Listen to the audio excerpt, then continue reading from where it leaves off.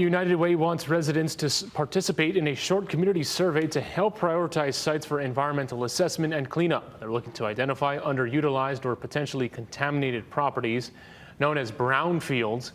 These properties may have been affected by past use or the 2023 wildfires. The goal is to ensure these spaces can be safely restored, reused, and reimagined for community benefit. We've posted a link to the survey on our website, hawainewsnow.com.